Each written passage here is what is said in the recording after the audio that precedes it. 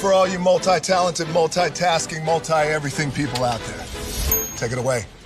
Find your glory, write your story, fearless feet will carry you. Time you own it, take your moment, be a fire burning through. Hustling from night until morning, grinding it out, it won't be long. Feel your power, it's your hour, you inspire, you are strong. Enjoy your Zoa. No applause? You're all fired. Now that you've reached the stage in your life where quality television is important, Nubian TV is a black network that speaks to your lifestyle. Nubian TV is the world's first digital network devoted to the upscale and political lifestyles of black people. Nubian TV's programming includes politics, travel, fashion, food, automotive, arts and culture, civil rights, music, and more. Watch now on Amazon Fire TV, Roku, or watch globally at nubiantv.net. Nubian TV, it's what you want to watch. Hey, good morning, America.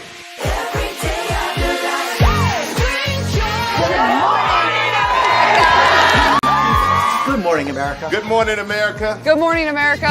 Money! Are you ready? They are ready. Covering the biggest events in the country right now. There's a lot going on here this morning. It's always a good time. That's what the show's about. That's good. Really good. Very good. Coming in hot. Jimmy coming in hot. It's far from elementary. Oh. Good morning, America. I'm not going to try to strut like Michael or anything. I have known George a long, long time. Have you ever gotten him to dance? Look at that face. You don't just see it, you feel it. I'm in. I'm in. I'm in too. I'll be there. I am here and so happy. I'm in. I'm in too. I'm in. That tells you something when Snoop Dogg's in. Michael, George, where? Ginger?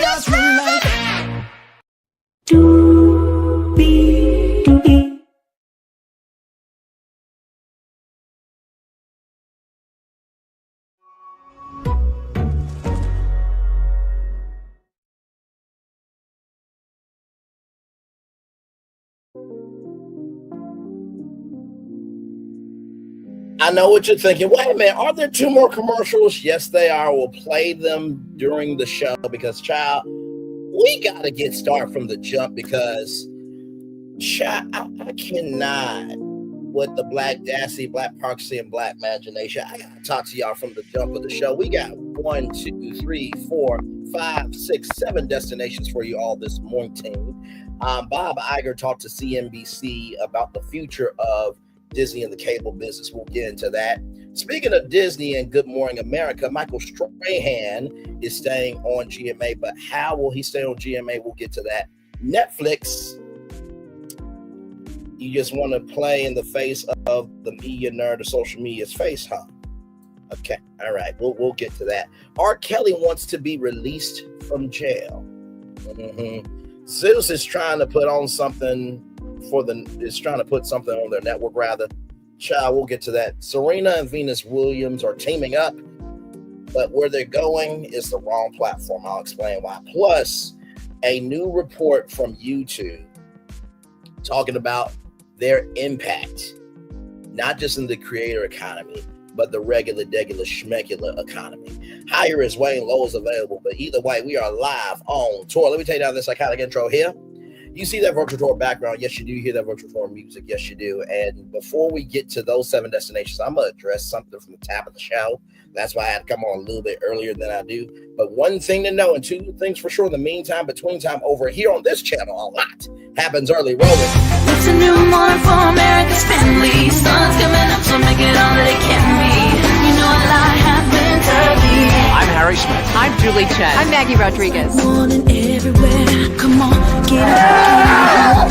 I'm Russ Mitchell. And I'm Dave Price. And it's a little early for this. Now this it's a new morning for America's family. Sun's coming up, so make it all that it can be. You know a lot happens early. Every day's good when you started it off right. But I'm waiting for the daylight. And a lot happens early. Can you feel it when I say? Good morning, everybody. Are you girls ready? We have an early show exclusive. Yes. A lot happens early. Early.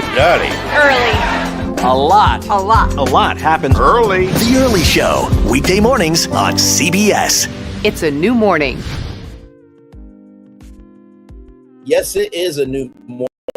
Julie Jim Moonves and Teresa Mitchell, Dave Price, here, Smith, Maggie Rodriguez. You are absolutely right on this channel right here. A lot happens early. Good morning, everybody. Now, I'm going to take myself down to here because for some of y'all right here, Time is slipping away from me.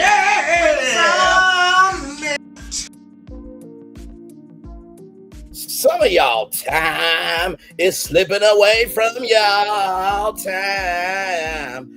For the last 20 days, we have been covering the Diddy trial, okay?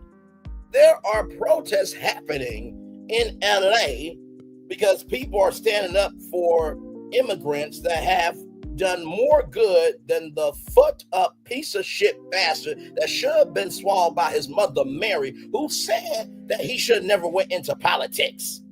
Talking about the president, right? And a bunch of other issues going on.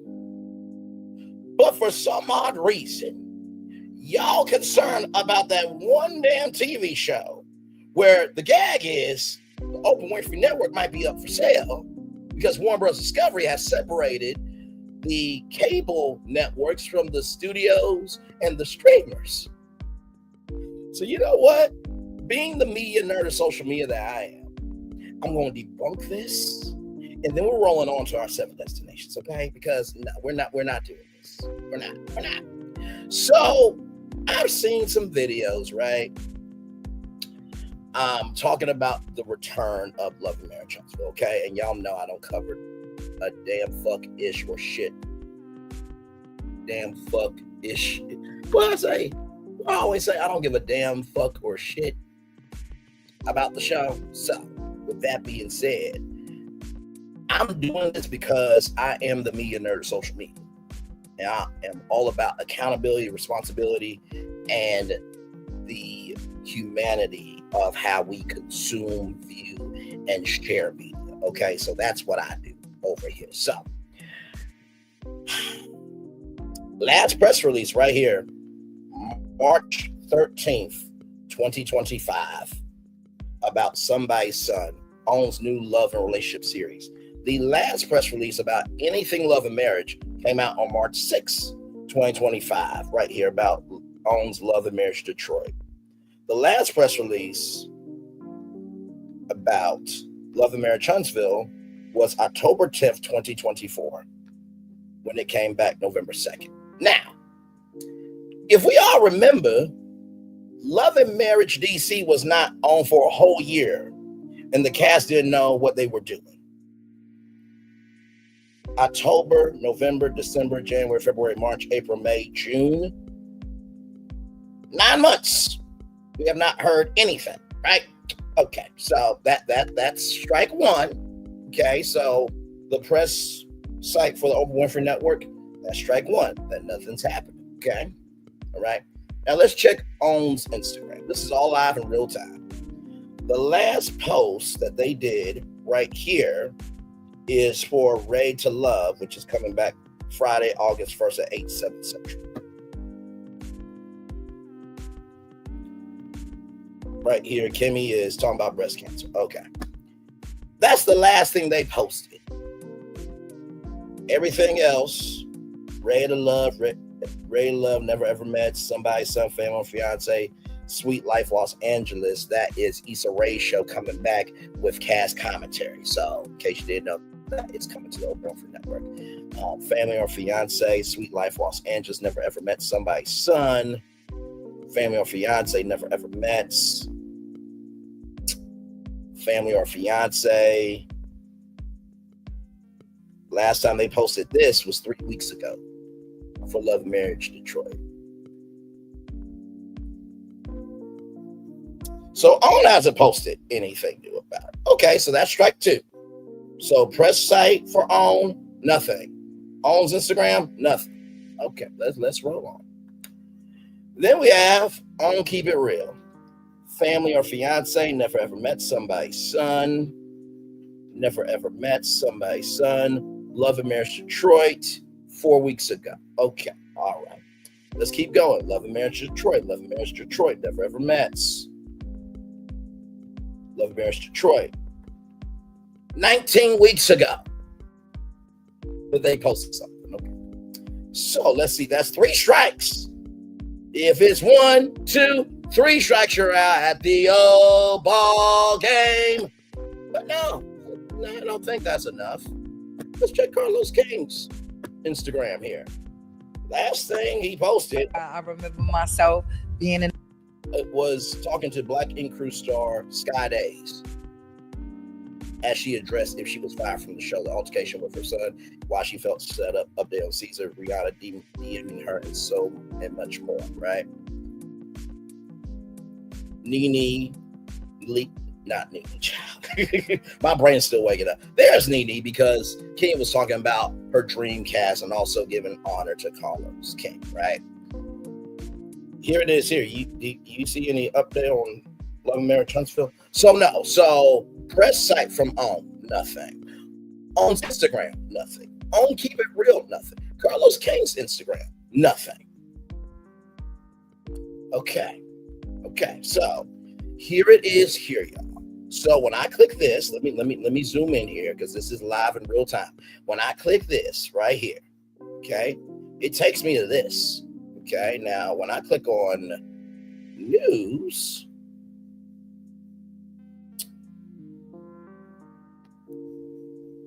October 16th, 2024. That's the last piece of news about the show.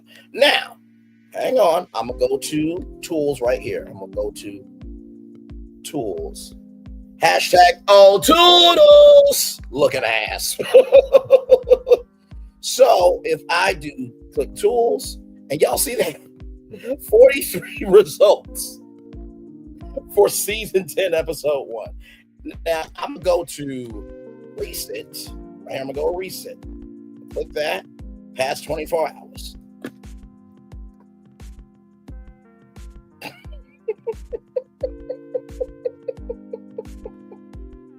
Hey, time is slipping away from me. Yeah.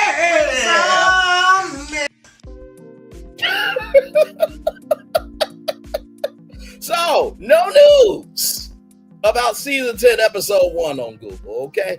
Now I'm going to go back. Okay, I'm gonna go back. Now, when I click this, season 10, episode 2, Am I Enough, right? Okay, I'm gonna go to tools here, showing you this live in real time. All toodles! Right there. Now, that's how many results right there. Just in general, 156,000 results. Okay, when I click news, I click tools, 51 results, right? And still, same thing here, right? That's the last post right there about the show, okay?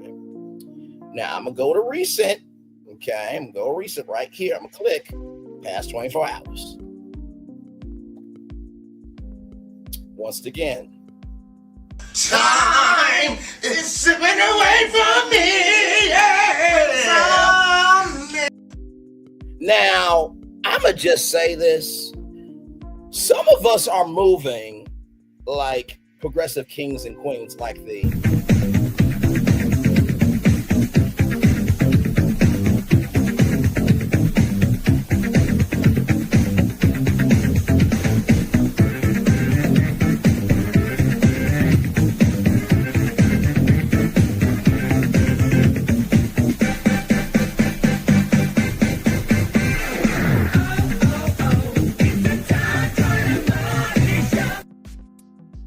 are moving like the Tom Joyner morning show.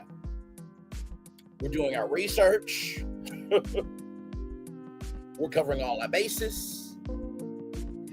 And we're about going beyond just what we hear from somebody. Now, like I said, progressive kings and queens are moving like the Tom Joyner Morning Show. Stagnant princes and princesses are moving like the Ricky Smiley Morning Show. Now, this is just a pro tip, okay? No tea, no shade, no drag, okay? But if you say, and I quote, I'm going to turn off my comments, but then at the end of the video, you say, leave your comments below, you moving like a stagnant prince or princess, and you moving like the Ricky Smiley Morning Show. Especially if you have said, this sector is drama, toxic, and it's draining me, right? And you want to know the gag real quick, and then we're going to move on, because we actually have 7 destinations for y'all this morning. The reason why nobody really wants to see the show come back is because it has damaged people's reputations. It has made people so domiciled where that's their identity. And finally, child, it has really showcased people's true character. My mom has always said money and status don't change. People just amplify it all right there. Some of y'all are like Milagro scams. This is the only thing y'all can focus on is love and marriage transfer. Like I said, we've been on trial with Diddy for the past 20 days. This is the 21st day. Coverage starts at 1 p.m. Eastern.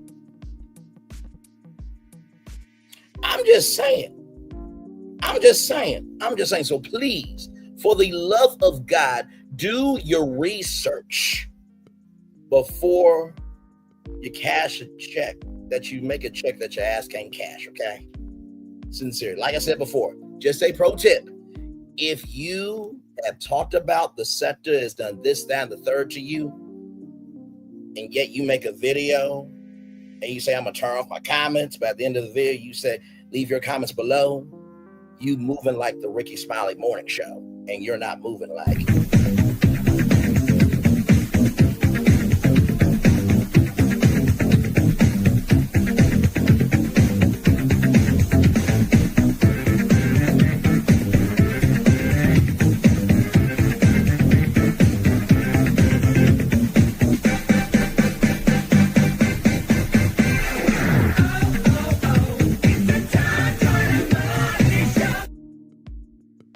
because you know why you're not moving like the Tom Joyner Morning Show? Because time is slipping away from me. Yeah. Now let's get on to our 7 destinations. Let me type this in. 18.0. I'm gonna do 1810. There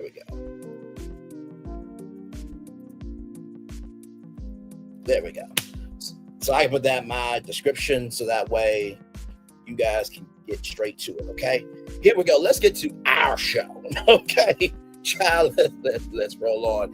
From the Hollywood Report, Bob Iger says, last thing, before I get to Bob Iger, what this says, if what I've said is not true, don't respond. But if you do respond, it must be true about your ass to some damn degree. Because for you and other people who move like you, time is slipping away from me. Yeah. Time is slipping away from me. Yeah. Time is slipping away from me. Yeah. Time is slipping away from me. Yeah. Time is slipping away from me. Yeah. Time is slipping. It's slipping away from you, child. And it's not a good look either. Rolling on, everybody. Bob Iger says Disney. I love our damn show. I really, really do. Bob Iger says Disney unlikely to follow Comcast and Warner Bros. Discovery in exiting the TV channel business. The CEO also said that Disney Plus will probably emulate Netflix and stop reporting subscriber numbers at some point. He noted during a CNBC appearance. Will Disney follow Warner Bros. Discovery and Comcast in splitting off most of its TV assets from its streaming business? Don't bet on it. CEO Bob Iger appeared on CNBC Tuesday morning, where he was interviewed by Dave Faber about his company's acquisition of Comcast share in Hulu, which was finalized Monday. We covered that here on Brainless Working Tour Live. But Faber also used the opportunity to ask Iger, who effectively kickstarted the idea of splitting linear TV from streaming in a CNBC interview 2 years ago, whether Disney is reevaluating its decision to keep its company together.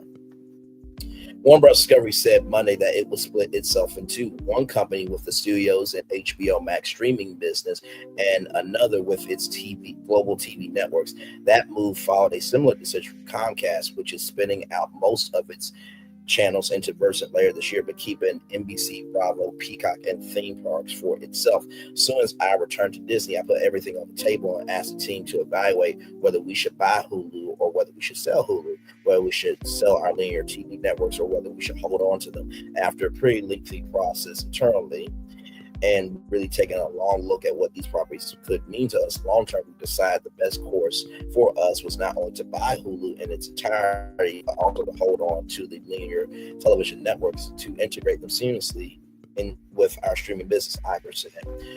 What that has enabled us to do is aggregate revenue both on the sub fee side and on the advertising side. There's still enough linear television subscribers to generate a significant amount of revenue in advertising and in subscription fees. We program them seamlessly. We manage them in one organization.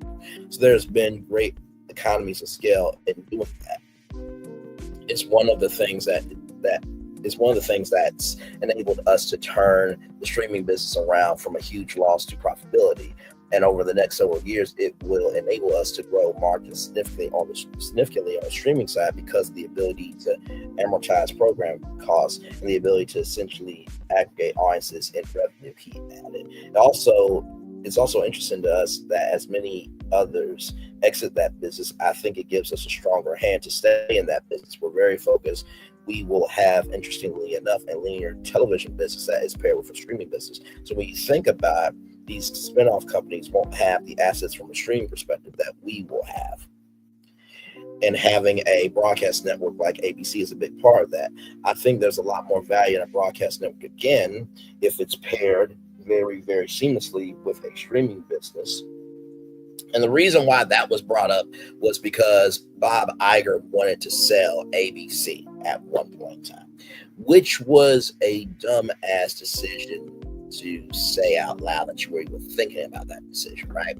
Because for those of you who don't know, ABC actually invested in Disneyland, right? So ABC owned Disneyland for a decent amount of time, right? So there you go there, in case you did not know that history. Iger said, you think about core networks, obviously ESPN is a big one, and that will be connected obviously fully with ESPN's digital offering. Disney Channel is connected seamlessly with Disney Plus, FX, and ABC have fed Hulu programming very efficiently. And now when you think about all four, we also have Nat Geo, National Geographic, which does the same with Disney Plus. When you think about those five networks and how they are programmed across linear and streaming, you've got a business that actually provides us an opportunity to not only grow, but to grow margins in the process as well. So again, we like the direction we're going. We like the fact that we're one of the few that is doing this, because I think that sets us up to be even more competitive in a marketplace that's becoming even more fragmented. Iger also said that Disney Plus will most likely follow the path laid by Netflix, which stopped reporting its subscriber numbers on a quarterly basis. Probably, Iger said, when asked by Faber if the company will pursue that strategy. We're focused on EBITDA and cash flow and growing margins. And that's, in fact, disclose. What we're mostly going to disclose is the bottom line. So what do I think about this? I agree with Bob Iger on this decision that they should keep it, because guess what? Women, they watch Lifetime. Heavy. Okay, actually, let me pull this up.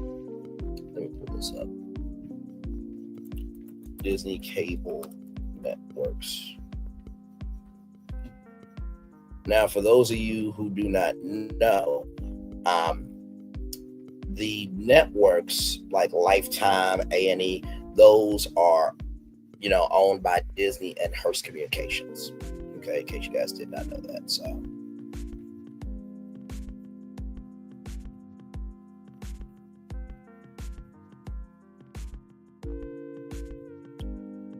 give me a moment, please.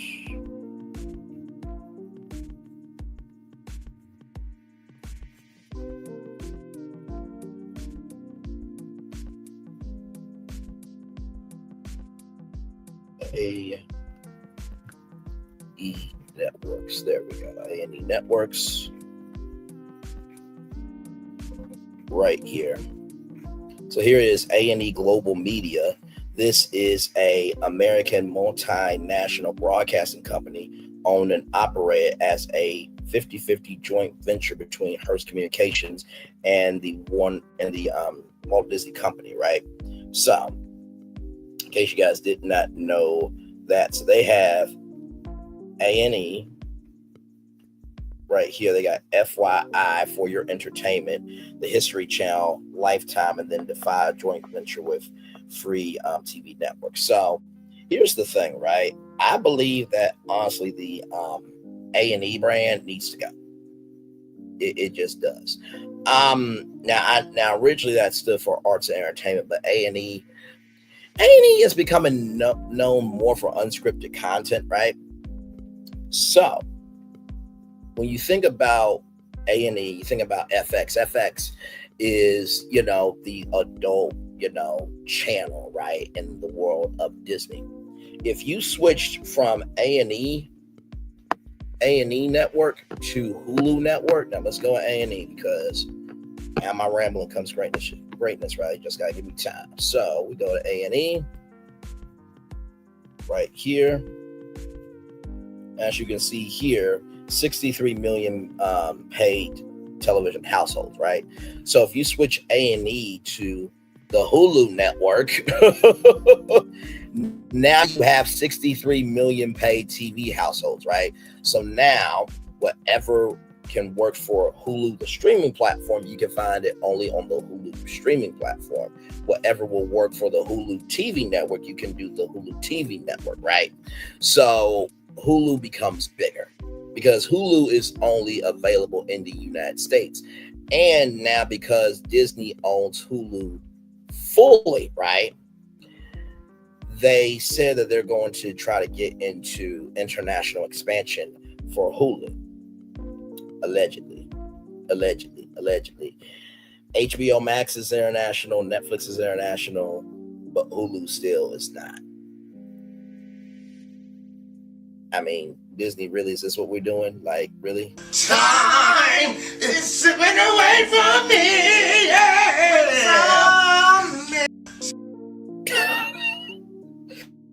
That meme is Jesse Wu's fault, by the way. I saw that meme. I'm like, upload it. It's part of the showdown. But sincerely, like, Bob Iger, I listen. I respect the hustle and what you've done to be CEO, but some of the decisions y'all are making are wrong. Like, Epic Universe is whooping y'all ass. It is whooping y'all ass. Okay, now of course it's not going to destroy Disney, but y'all gonna be under construction for how many years while there's a whole new park going on right now? So speaking of Disney, here it is here from Sim4. ABC Strahan to stay with Good Morning America on a lighter schedule. ABC appears to keep its flagship morning show team together, at least for the moment. Earlier this year, News Nation reported that Good Morning America host or anchor Michael Strahan was likely to leave ABC when his contract wrapped up. The story was the result of widespread rumors within the television news industry, as the former NFL star has molded his future with the network. But Strahan is now expected to sign a new deal and stay at the network. Sim4 has learned, though one person familiar with the situation cautioned that the situation remained formally unresolved. An agreement, with Strahan would, however, likely represent a reduction in his daily anchor or hosting duties. Strahan's new deal is likely not going to be a long-term contract and could see him host less than 5 days a week. In recent years, the former NFL star has increasingly hosted fewer than 5 days a week in order to accommodate his NFL coverage duties with Fox and spend time with his family. ABC declined comment. A representative for Strahan did not respond to multiple requests for comment. So Strahan is just the latest major television personality to explore a short contract arrangement and step back from some daily duties while remaining on the air regularly enough to attract viewers. In 2021, MSNBC ratings juggernaut Rachel Maddow stepped back from her show into an arrangement where she would only appear once a week. She got back on 5 days a week during 47's first 100 days, but then went back, right? In his return to Comedy Central last year, Daily Show host Jon Stewart also agreed to appear just once a week and initially only agreed to host a few months before extending the deal after the presidential election. But while television network executives of generations past would have scoffed at these arrangements, the rapid decline of linear television viewership and simultaneous migration of news viewers to YouTube and podcasts has put pressure on the networks to compromise for well-liked talent who many viewers have habitually tuned in for years. I think Michael's been there since, when did Michael join GMA?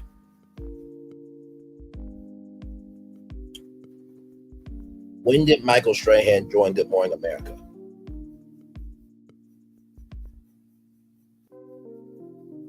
So 2016, 2017, 2018, 2019, 2020, 2021, 2022, 2023, 2024, 2025. Wait, let me do that one more time. 2016, 2017, 2018, 2019, 2020, 2021, 2022, 2023, 2024, 2025. Michael Strahan's been on GMA for 10 years, y'all. Okay, listen, I'm going to need a celebration from Michael Strahan. Okay, GMA, listen. You already are moving from Times Square Studios, which is a dumb-ass decision because you just recently celebrated the fact that GMA's been in Times Square for 20 years. Here's the thing. This new Robert A. Iger building, it's stupid as fuck to me. It is. I don't understand it. Like, the studio where The View was from was the same studio that Barbara Walters was in, right? And not to mention, too, that beautiful stage was where Tamron Hall made her comeback. I remember the first season, before Tamron Hall came out the TH doors, right?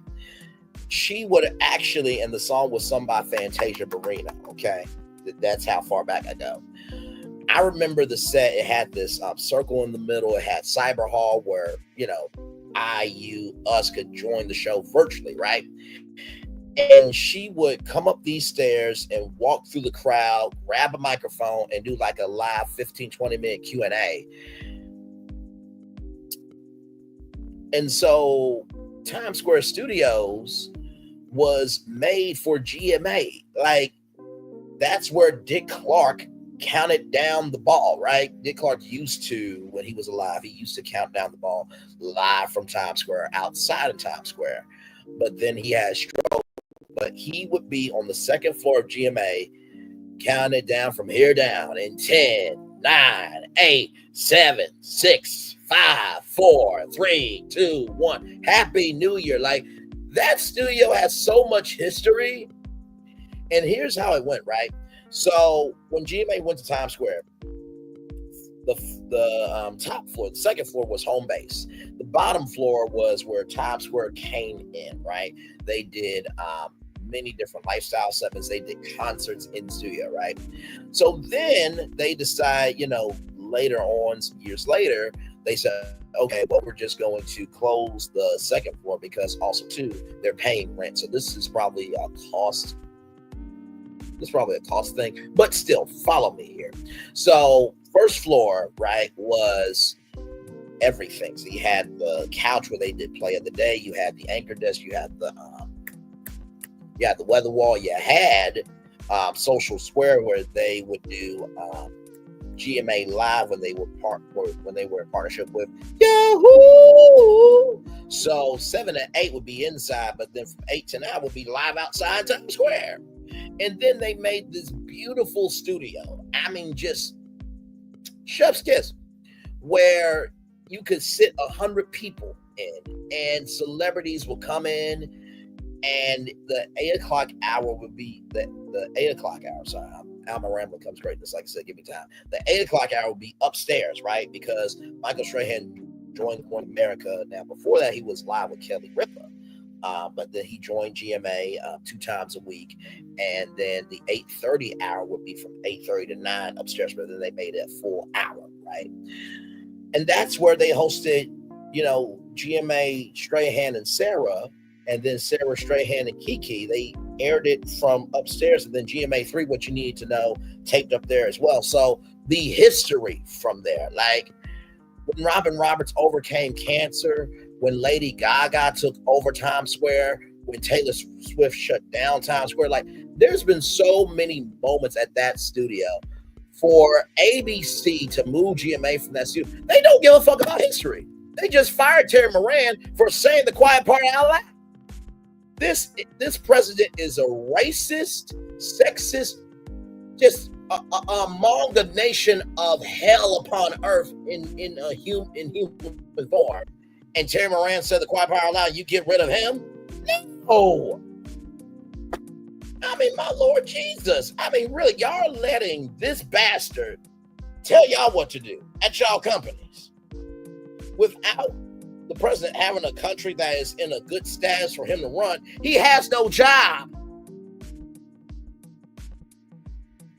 The judicial, legislative, and executive branch are the 3 branches of government. The 4th branch of government is media. Give me a moment.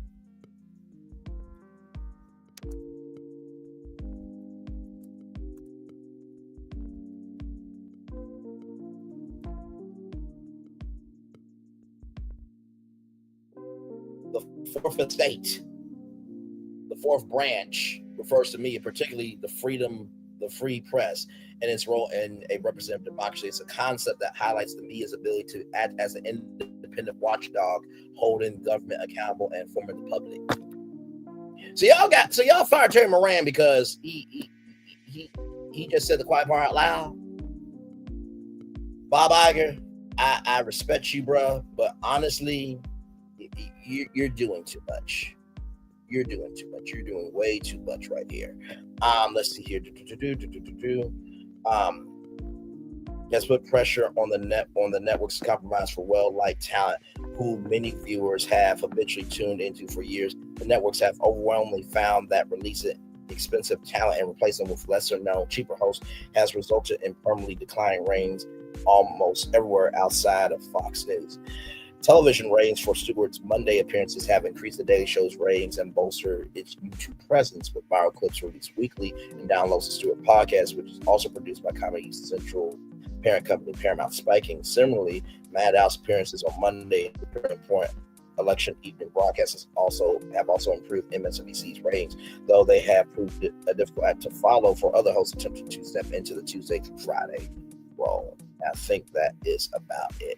Now, if I had to say how Bob Iger, right, and for anybody who would say that the sector has done this, that, and the third to them, and say I turned off my comments, but leave your comments below at the end of the video, I tried to find a response to see if there. Let me flip reverse around back. I did some research this morning to see if there was any piece of video that would reflect how y'all are looking. And I think I found that this morning. So let's watch this here. I have been assassinated. Yeah. I have been buried alive. But I'm alive. But I'm alive. So I think the point you're making. You have been assassinated and maligned and buried alive. But you're alive, though. Let's keep going. This is to everybody that has the energy that said TV show is coming back, and to people like Bob Iger, Okay, this is how y'all are looking. Let's roll on. Making is, and correct me if I'm wrong, that you have never held anybody against their will. I don't need to. Why would I? Well, how stupid would never it be held for anybody. R. Kelly, with all I've been through in my way past, to hold somebody, let alone 4, 5, 6, 50, you said. Why, how stupid would I be to do that? I didn't say you That's were holding. stupid, guys. I didn't. Is this camera on me? Yes. It's on. That's stupid. Use your common sense. Don't forget the blogs. Forget how you feel about me. Hate me if you want to, love me if you want, but just use your common sense. How stupid would it be for me to, with my crazy past and what I've been through, right now I just think I need to be a monster and hold girls against their will, chain them up in my basement and don't let them eat and don't let them out unless they need some shoes down the street from their uncle. Robert, stop it. Y'all quit playing. Quit playing. Robert. I didn't do this stuff. This is not me. I'm fighting for my life. Y'all killing me with this. I can't help 30 years. Robert. 30 years of my career. Y'all trying to kill me. You're killing me, man. This is not about music. I'm trying to have a relationship with my kids, and I can't do it. Y'all just don't want to believe the truth. You don't want to believe it. Robert. You just don't want to believe it. At this point, we briefly paused the interview to give Kelly a moment. His publicist helped calm him down, but Kelly's emotions remained very raw. I hope this camera keep going. No, we're gonna This let is the not camera keep true. rolling. This is not, doesn't even make sense. Why would I hold all these women? Their mothers and fathers told me, we're gonna destroy your career. It's real girls out there missing. It's real young girls out there being abducted, being raped, okay? They really are on chains. They really do have chains on their wrists and they can't get out. Robert, and they're ending up buried in deep. Robert, we have to have a conversation. Really, I don't want you just ranting at the camera. Okay. So that is how y'all are looking. For the people that believe that said show, A Love and Marriage Huntsville is coming back. And for Lottie Dottie and everybody who would have the Black Dancer, Black Proxy, Black Imagination talk about how they feel about the Cedric's done this, that, and the third to them, would make a video, turn off the comments, but then say, leave your comments down below at the end of the video. This is how y'all are looking. This is how Bob Iger is looking by not giving a fuck about the history of the audiences that Disney has cultivated. To take GMA out, that still was a fucking dumbass decision. It was dumb. Just fucking dumb. And guess what? 60% of the revenue for Disney comes from the theme parks, Bob. Not happy, Bob. Not happy. Hashtag shout to the Incredibles. But then I was like, could this moment of how y'all are looking, could this be made into a song? So I want to bring in a good friend of mine, Howard Stern. Howard, can you make these people's existence look better than the piece of shit that they are? Can you do that for me, my man? Please. I need your help. Anybody following that R. Kelly story like I am? Oh, yeah. That Gayle King interview is real good. Gail's all calm. She was amazing. How can I work? How can I get paid? How can I take care of my kids? How? Your ex-wife. Sounds like a good song. Can we get some music? Here's the deal. Sure. I'm just being honest. I don't know how to hog tie people. What would I hog tie? You don't want to believe it. How? How can I pay child support? How can I work? How can I get paid? This is not about music. How can I take care of my kids? How can I work? How can I get paid? At this point, we briefly paused the interview to give Kelly a moment. Robert. Robert. Robert. Robert.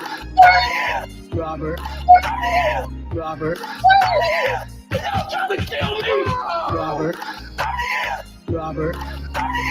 Robert. Robert. Nice. You asked for it, you got it. Put a little music, and you got the new R. Kelly mix. That's pretty good.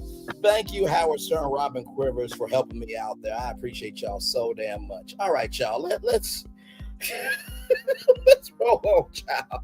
Because listen, Netflix is playing on my top, and I don't like it. I don't like it here. I don't like it there. I don't like it anywhere, Brandley, I am, okay? I don't like it. I don't like it. I don't like it. I don't like it. I don't like it. I don't like it. Tell you why I don't like it. Right here from Yahoo Entertainment, courtesy of Los Angeles Times.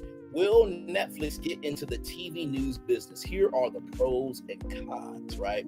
Now, if you remember, Brian Williams, who used to be at NBC News, right?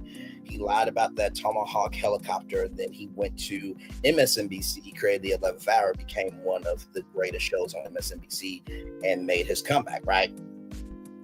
Brian Williams did Election Night in America on Amazon Prime, right?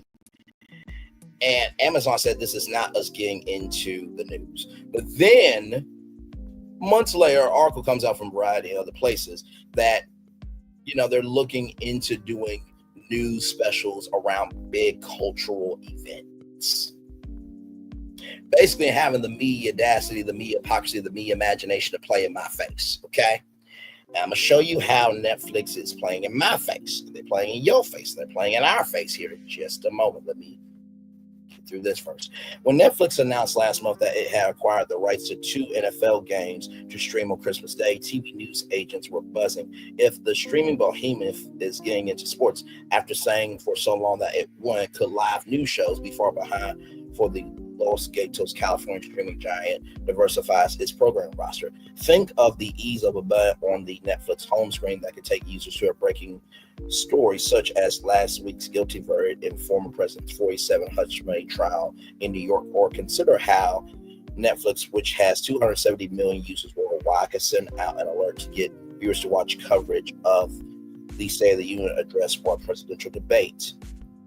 Nielsen data for April show that Netflix is the second most watched source for television viewing, accounting for 7.6% of all TV consumption, behind YouTube's 9.6%. Live news would give users another reason to log in at a time when they are looking to consolidate the number of streaming devices they pay for each month. Also, will expand on what Netflix is doing with live broadcasts and other genres, such as the company's star-studded The Roast of Tom Brady and the Netflix Slam tennis tournament. I think they also did a golf tournament, if I'm not mistaken.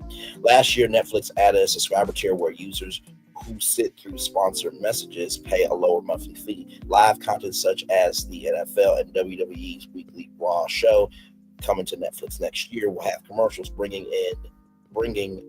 Netflix ad revenue in addition to subscriber fees. The company demonstrated its commitment to capturing a share of the TV ad market with its first glitzy in-person upfront sales presentation in New York last month. Live news is an effective way to get audiences to sit through ads. After diving into sports, news could be a logical next step for the company as it seeks to become viewers' one-stop shop for TV viewing. It would certainly be a welcome development for people who represent on-air news talent. The traditional TV networks that pay their clients handsomely are losing audience and revenue. Some agents fear significant downsizing and cost cutting after the 2024 presidential election in November, and nothing would lift their spirits more than having a new deep-pocketed bidder enter the playing field. The company has internally discussed the opportunities in news, just as it has for many formats on traditional television that attract audiences. But when asked about any plans along those lines, a Netflix representative cited a recent interview with Netflix chief executive Ted Sarandos, in which he said the platform has no plans to pursue breaking news. But what the TV industry has learned about Netflix is that it can quickly change its mind. Netflix also said that they were never doing sports, right? Said Bill Haig, executive vice president for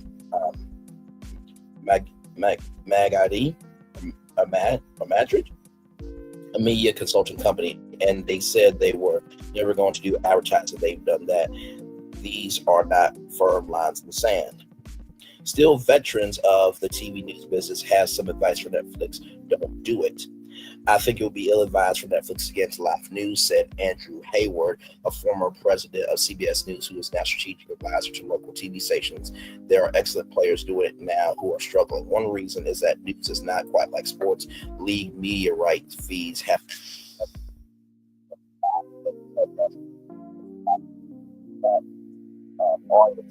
to attract large audiences for appointment viewing, and the buyers of those rights have some degree of certainty of what they are getting when they sign the deal, not so with news. In sports, you know where the cameras are beforehand and everything is exclusive, Hayward said. The big difference between sports and news is having to pay to be prepared for the unexpected. It's a very unattractive financial proposition.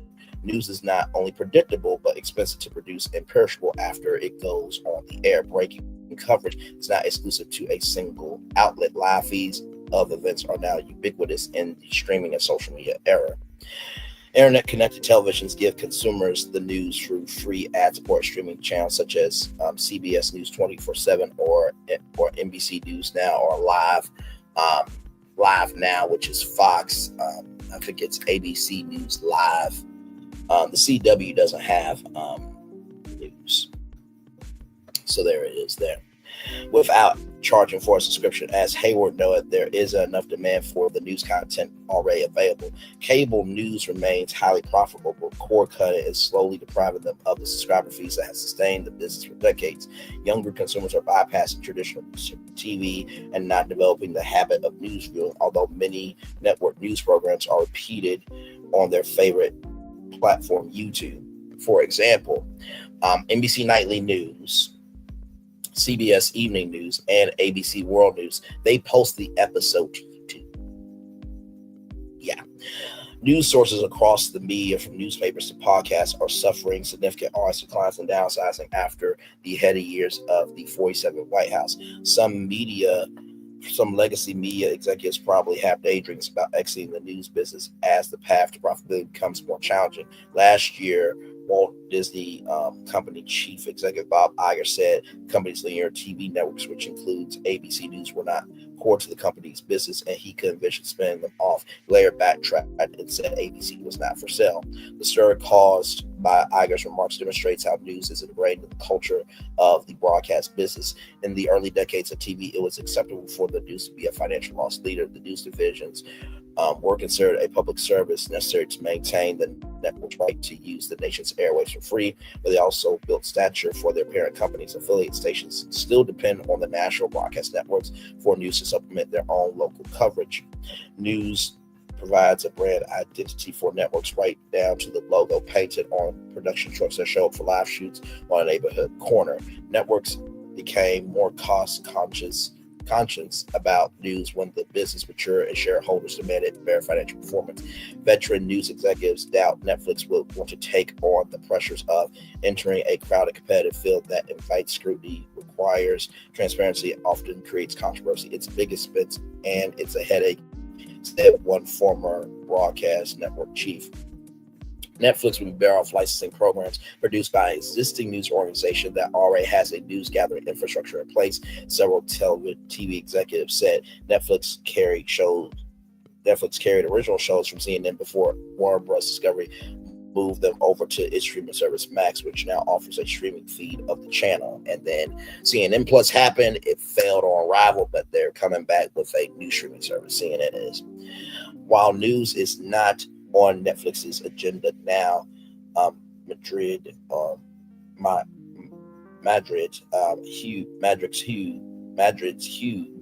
Haig expects the company to respond if the need arises. If you're going to try to reduce subscriber churn and increase lifetime value of your service, you have to really provide a complete meal for your consumers, said Haig. I think they're playing with what's the right mix, and that mix will always change. So I want to bring up something here.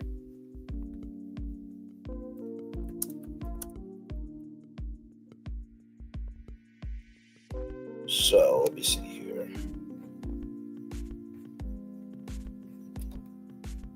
Because the morning shows fuel the news division in such a way that you guys may not know about it.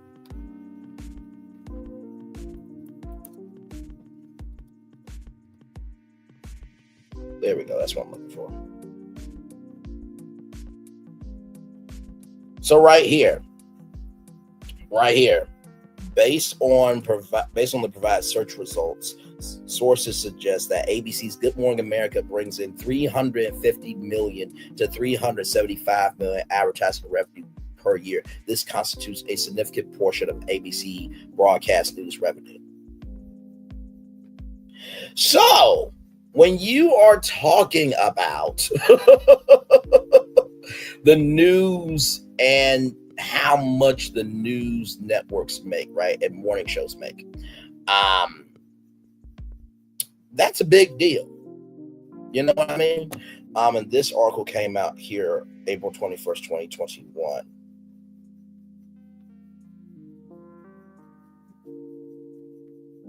There is no NBC News without Today, one veteran television news executive said. There's no ABC News without Good Morning America. Financially, broadcast news is in an existential dilemma. Morning shows, the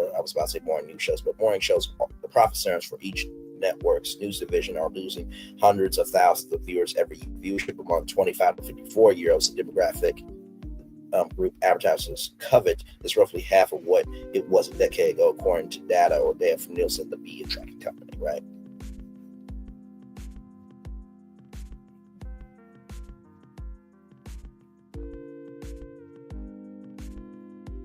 And then right here, NBC News indicates the Today Show brought in $408 million in advertising revenue in 2019.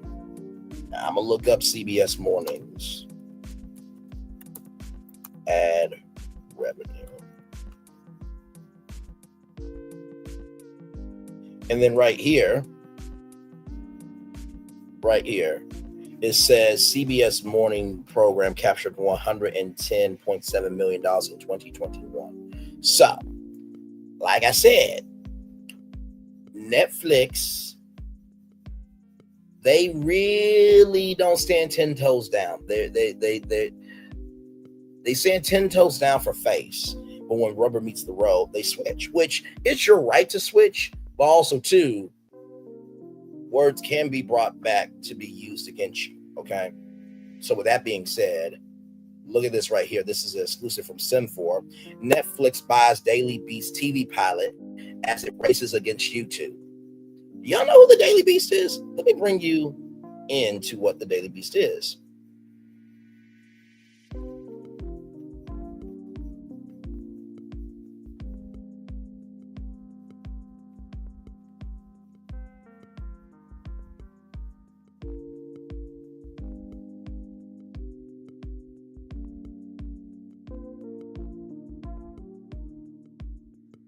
Come on, laptop, work with me now. Get me, please, right here.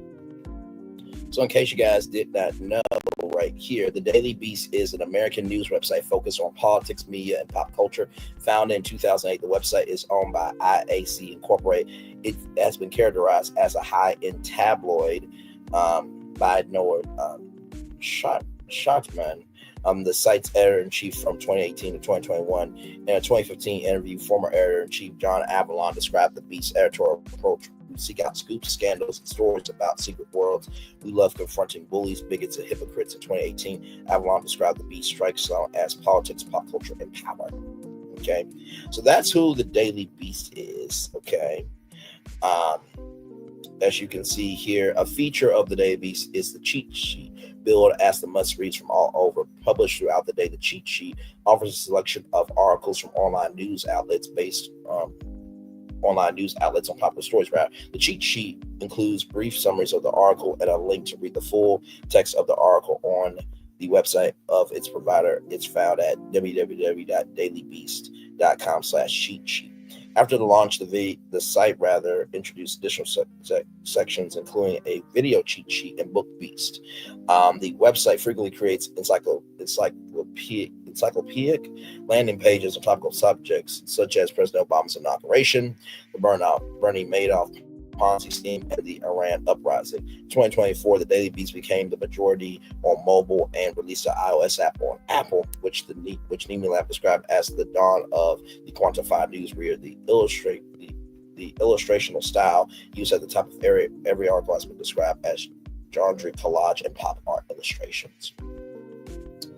So the reason why I wanted to bring this up, right? Of course, you see they got controversies as well, child. Who hasn't had a controversy? I'm gonna take you to the Daily Beast here. And the reason why I'm so pissed off at Netflix is because it's like, bruh, like, so this is what y'all are doing. So y'all are teaming up with them to create a TV pilot for a news program that's going to be on Netflix when you said that you didn't want to get into news. Like, see, quit playing in my face. Quit playing in my face. Quit playing in my fucking face. What this shit? Okay. Now listen, of course, Netflix, Daily Beast, they're not really listening to Brandon Lee. But then again, you just never know. Okay, you just never know. Let me go to the About section here.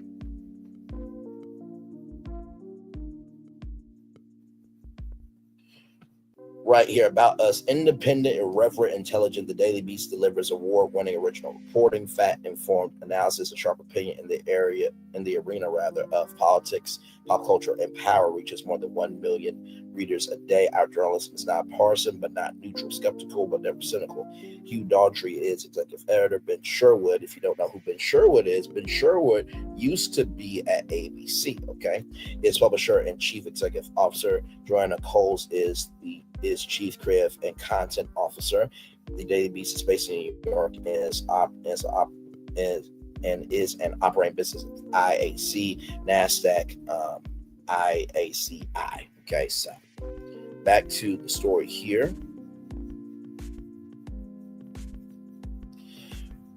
Okay.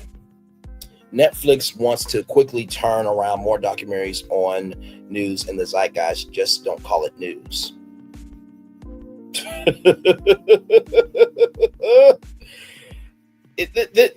This part right here, buzzy news event. Okay, let's read this. Okay, all right. The streaming giant has purchased a pilot television series from the Daily Beast. Two people familiar with the deal told Sim4, produced in conjunction with Bright North Studios. The Daily Beast pilot will run around 30 minutes and focus on a topical, buzzy news event or series of events in recent days. The project is in the early stages, according to people familiar with it. And while it's not clear what the format or structure of the show will be, it will likely not have the kind of sharply political focus that has scared some tech companies out of getting more into the news business. Netflix and Daily Beast declined to comment.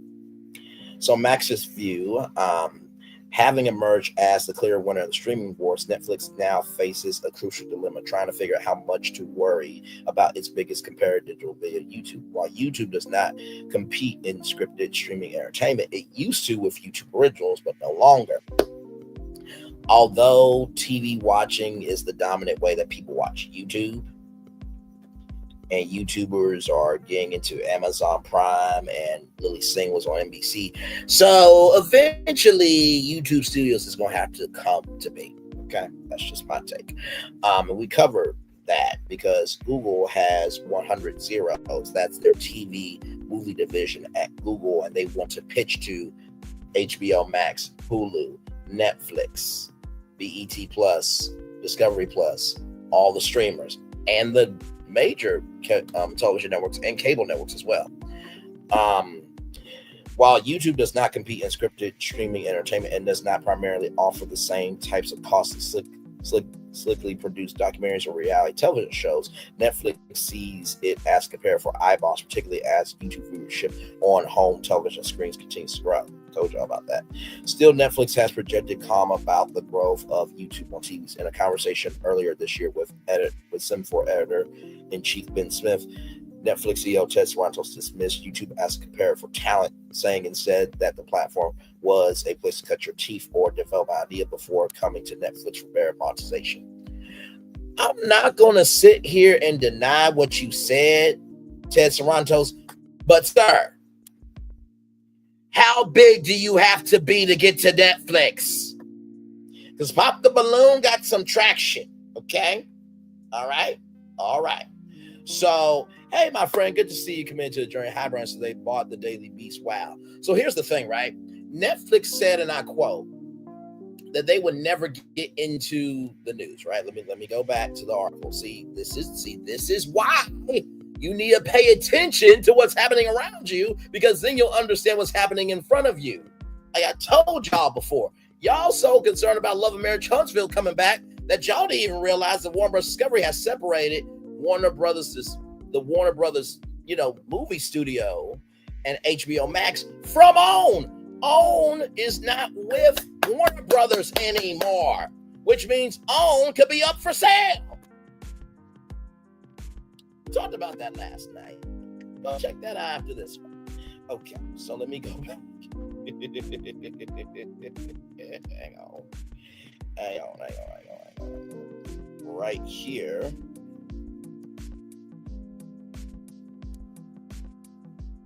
The company has internally discussed the opportunities in news, just as it has for many formats on traditional TV that attract audiences. But when asked about any plans along those lines, rather, a Netflix representative cited a recent interview with Netflix chief executive Ted Sarandos, in which he said the platform has no plans to pursue breaking news. So the chief executive officer Ted Sarandos said that the platform has no plans to pursue breaking news. But right here, from this article, right here, they buy a Daily Beast TV pilot. So they're getting into news. Whether it's breaking news, live news like this, or take news, you're still getting into news, Netflix. Do you not see the media hypocrisy, the media audacity, the media hypocrisy, the media imagination? That you saying one thing, but yet you pussy popping, backsliding, and losing your grip on Everest. Child, let's roll on. Just can't. This line takes me out here. Netflix CEO Ted Sarandos dismissed YouTube as a comparator for talent, saying instead the platform was a place to cut your teeth or develop an idea before coming to Netflix for better monetization. But you move the goalpost so much. What are the standards and requirements to come to Netflix? Because guess what? Brandon Lee's virtual tour, if I do say so myself, let me pull this up here. Brandon Lee's virtual tour, live Brandon Lee's virtual tour should be on.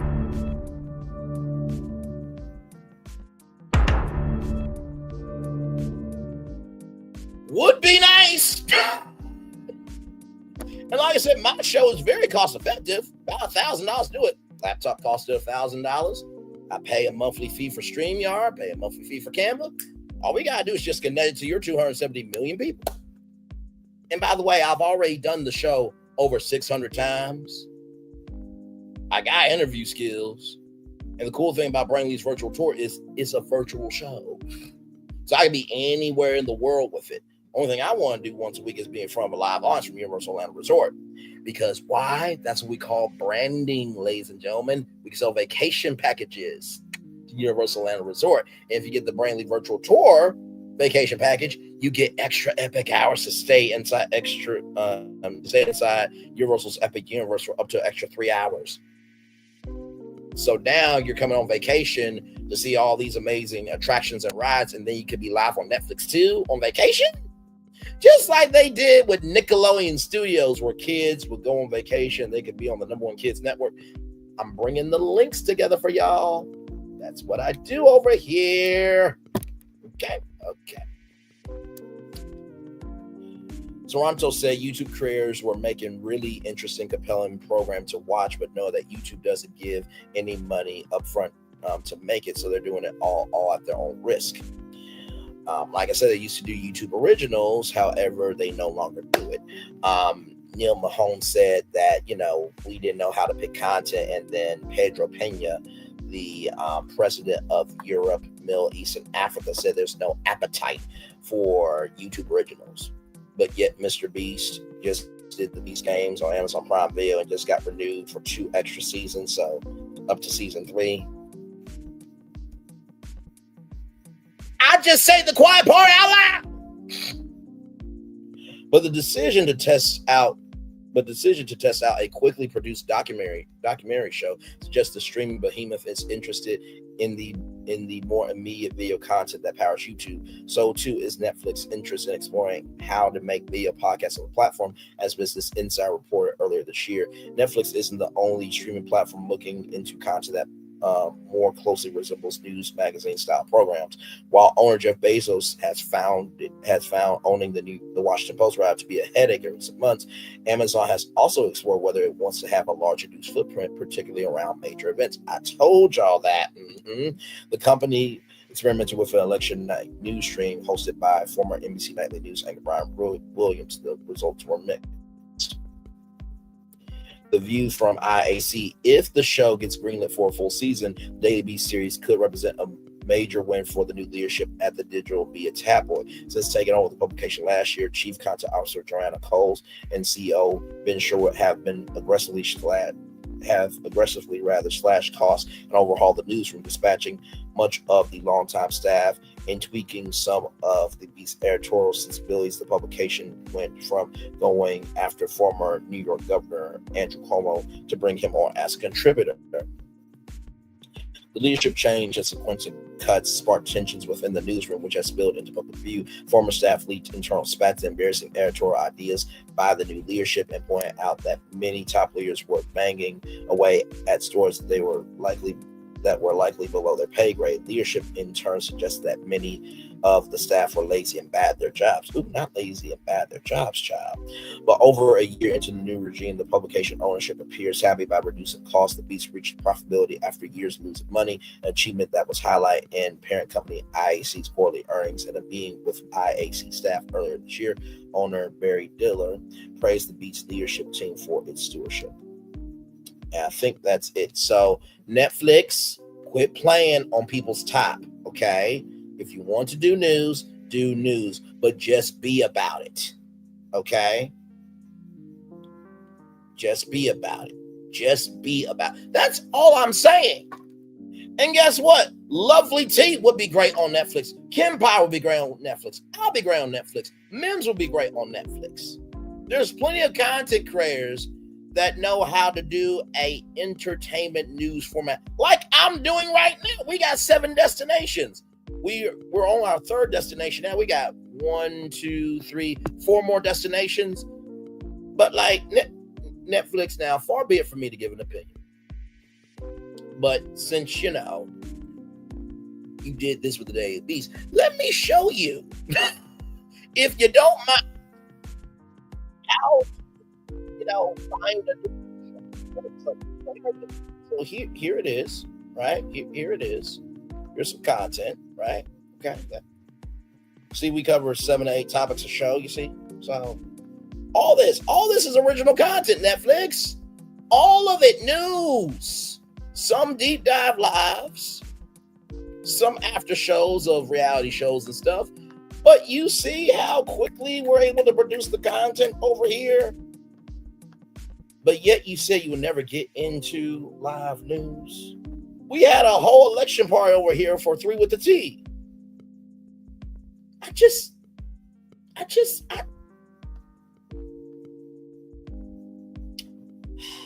Okay, John. I can't do it. And I'm still scrolling. Still scrolling Netflix. Like, if y'all really want to do a news show, this channel, many other channels, they do news on a regular basis. I mean, even with Fox News, as fake, tattered, and toxic as they are. Now, let me say that with love, grace, and space, because there are some people over there that are actually good people, and they're just trying to make $1.15 for their families, okay? So, may not be the job they want, but that's the job they take so they can have a roof over their head. Nothing wrong with that. We all got to do what we got to do to live. With that being said, the way they move is beyond an amalgamation of what anyone can think, okay? In the morning, they have news programming. In the evening, they have commentary programming. I would be a commentary program, but I also cover real news. I give you the who, what, when, where, why, and how, and then I give you my commentary. If I've already done it over 600 times, don't you think that this format could translate very easily to Netflix, to Hulu, to HBO Max? I remember, oh my God, this guy named Brian, I can't remember his last name, but him and his wife created the book, the ABCs of HBCUs. He said he could see me on CNN. I'm like, no, I don't think that. But then he said, like, Ray, you could work for streaming. Hello, hell to the low, hell to the low. As I am still scrolling, like all of this news that has been covered, like it's only a lost situation if you're not consistent and the fruit that you're bearing is not substantive. Okay? As I am still scrolling. Child.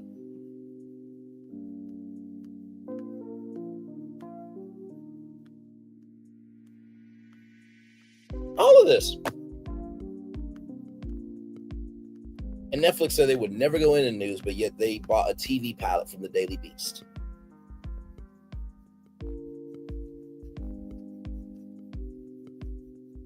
I mean, if that's the damn case, ask Don Lemon if he wants the Don Lemon Show to be on Netflix. He's already doing it.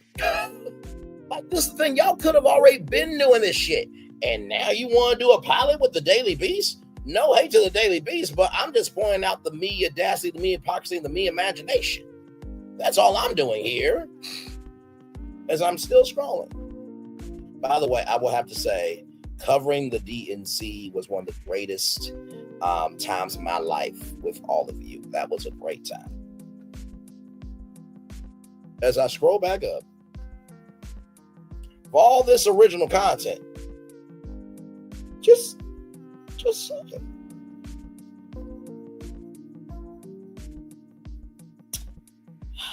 Lord Jesus, but hey, I'm just a black man talking on YouTube. Yes, Queen Sheba's been doing the damn thing absolutely as well. She could do that as well. Mims could do it. Amon Wiggins, Bingeworthy, Da Silva, Chit Chat with QT, T-Talk with your girl, Sassy T from the L3. Like, there's so many people that could do this shit. Like, my Lord. Jesus. Be a fence all around me every fucking day. And that's why I went off this morning. That there's no evidence of Love and Marriage Huntsville coming back. Let me, for those of you who weren't here this morning, I had to clear up some stupidity that I heard because I am the media nerd of social media. I don't cover Love and Marriage Huntsville, but I do cover media. And that piece of media is on Warner Bros. Discovery. So, when I click this, okay, let's go to news. I'm gonna just show y'all, okay? This is the last thing from Love and Marriage Huntsville right here. Last thing. I'm gonna go to tools right here. Okay. Oh, toodles! 50 results. Let's go to past 24 hours.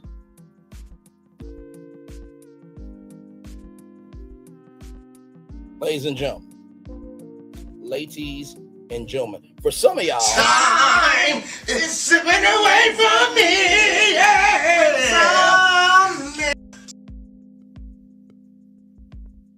That was for that. Now, hang on, because I did all this this morning, but I'm a dog walking again for y'all. Okay. So when I click this, episode 2, okay, we're going to go with news right here. Last thing right here of when the show is coming back. Now, recognize that is a year ago, okay? Last time we heard anything in a press release was October 10th, 2024.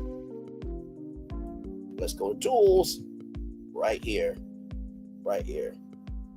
Oh, toodles! Looking ass. recent past 24 hours. Once again. Time is slipping away from me.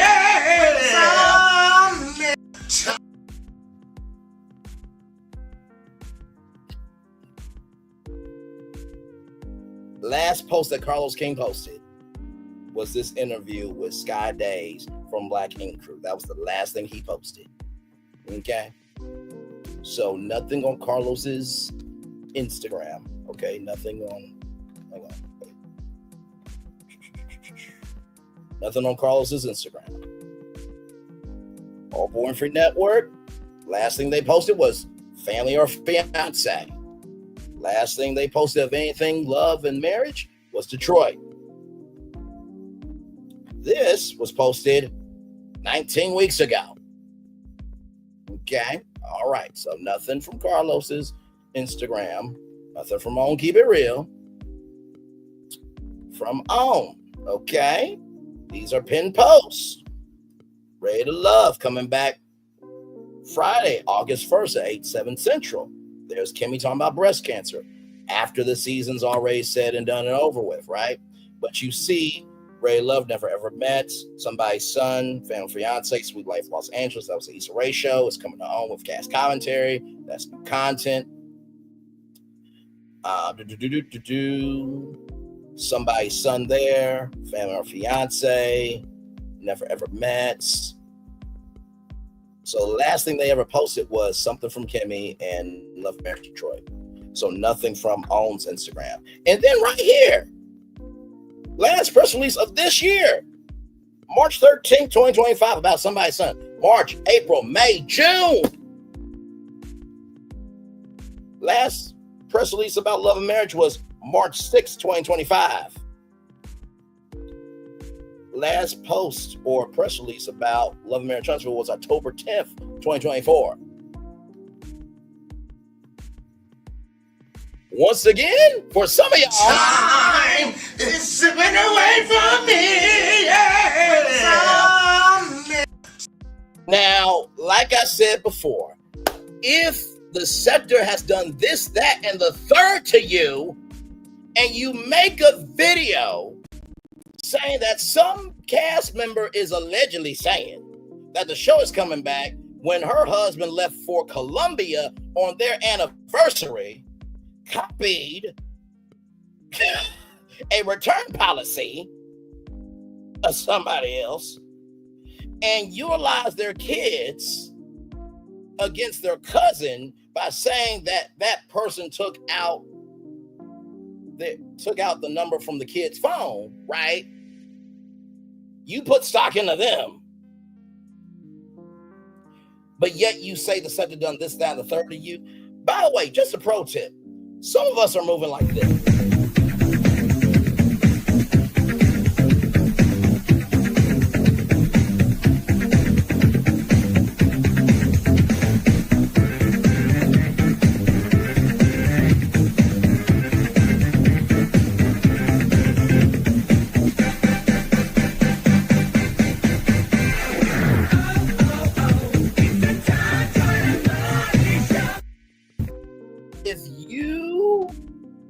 Progressive king and queen, you're moving like the Tom Jordan Morning Show. But if you make a video highlighting a cast member saying the show is coming back when I just showed you all the evidence,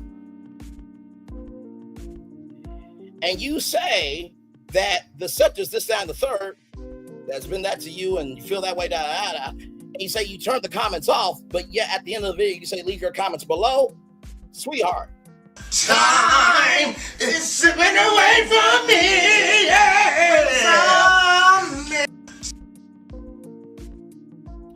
Now, if what I'm saying ain't true, don't respond.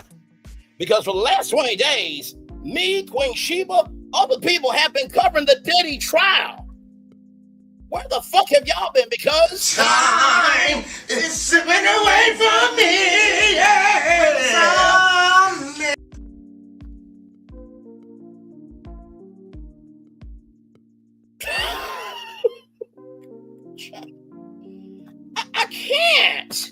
I can with the bullshit. Rolling on. From People Magazine, People.com. R. Kelly seeks prison release and asked for house arrest after inmate alleges officials asked him to unalive the singer. An attorney for R. Kelly tells People that his client is in danger and keeping him in prison is cruel and unusual punishment in the wake of these allegations. I would say what he did was cruel and unusual punishment to his victims, but that's neither here nor there, but it's all the way there, and it is here. Need to know, an attorney for R. Kelly is asking that the singer be released from federal custody to home detention, alleging that his life is at risk. The emergency motion filed with the court includes a declaration from fellow inmate Michael Strahan, who alleged 3 prison officials instructed him to kill the disgraced musician. Kelly is currently serving a 30-year sentence after being convicted of federal racketeering and sex trafficking. An attorney for R. Kelly is alleging that the singer's life is in danger and asking that he be removed from federal custody and placed on home detention. Emergency motion for temporary furlough filed in federal court on Tuesday, June 10th, so yesterday, obtained by People Magazine, People.com, alleges that 3 officials with the Bureau of Prisons devised a plot to have Kelly killed by a fellow inmate. The filing also includes a declaration from that inmate, Michael Glenn Stein, who alleges that he was asked to carry out this plot by 3 high-ranking individuals from the Bureau of Prisons, or BOP, while incarcerated at the United States Penitentiary, Tucson in Arizona. In the declaration, Stein claims to be a longtime member of the Yan Brotherhood, and alleges that he even held the top commissioner at one point, which gave him the power to order beatings, abbings, and executions that were carried out by other members of the AB. He goes on to allege that it was a BOP official, Bureau of Prisons official, who had previously directed Stein to order assaults, beatings, and unalivings of inmates who approached him about ending Kelly's life. Stein claims that he was then transferred across the country to the Federal Correctional Institute, Butner in North Carolina, the same facility where Kelly is serving his sentence, and eventually placed in the same unit as the singer.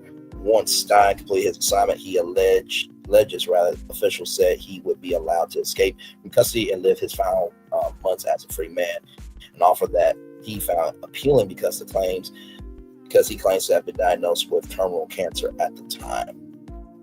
Stein alleges in the filing that an official also approached him shortly after he arrived at FCI Bunter and said, "You need to do what you came here for." Oh, damn.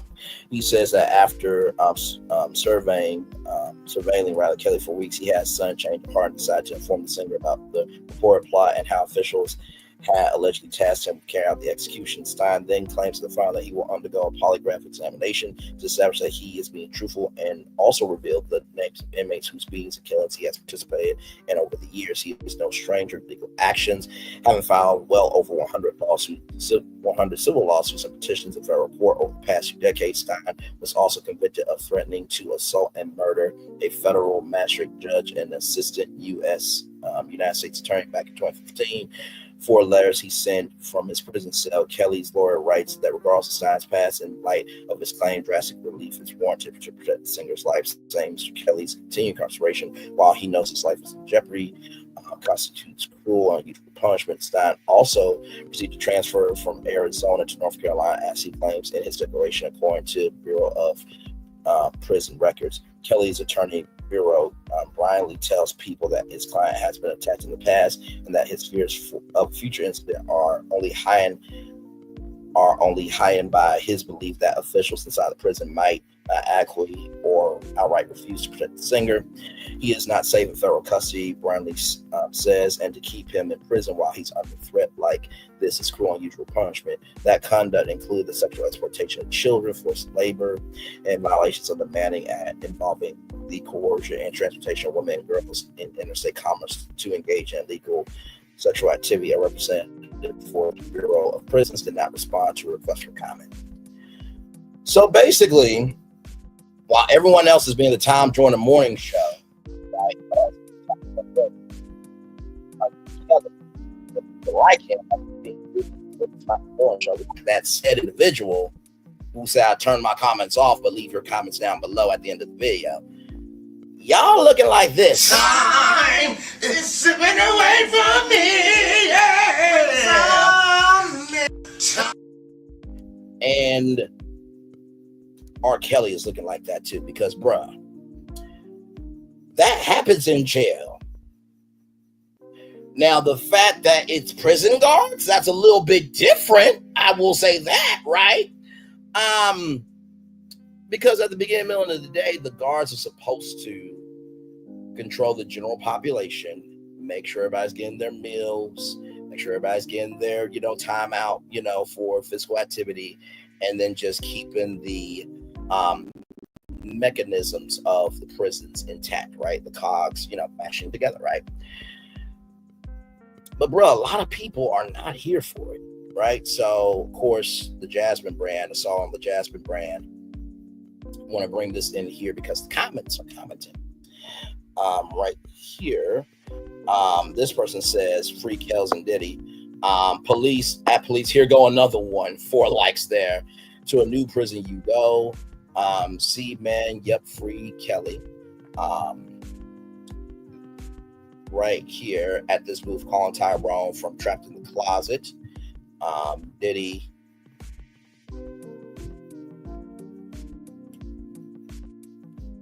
That looks like a book.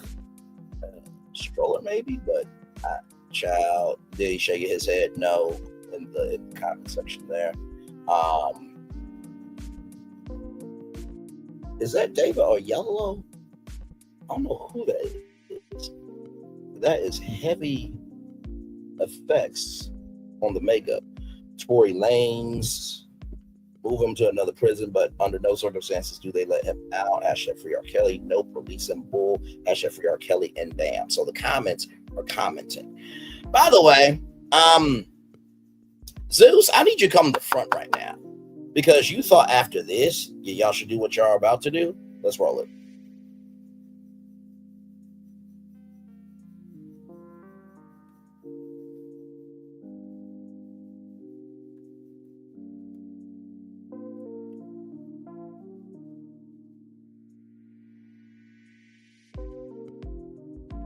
Tonight, we are bringing some of the biggest stars to appear on this network ever. It's odd to be in this room, in a room full of so many great people, and to be acknowledged for simply just trying to do my job. I've been fighting for the culture my whole life. We're human. We all make mistakes. The Hollywood Unlocked Impact Awards were created by Jason Lee as a testament to what we can achieve when we work together. This night will be etched in the annals of time in celebration of Black culture, excellence, and impact. A night that the world will remember forever. Let's build more bridges to connect all of us, to have more empathy for one another. There will be moments in your life where things get dark, and I mean really dark. I don't like showing weakness in my music because it's hard to be a soul. What good is it having influence if you don't use it when it matters most? The Zeus Network is proud to be an exclusive partner of the 4th Annual Hollywood Unlocked Impact Awards. This is a night to celebrate us unapologetically and with immense pride.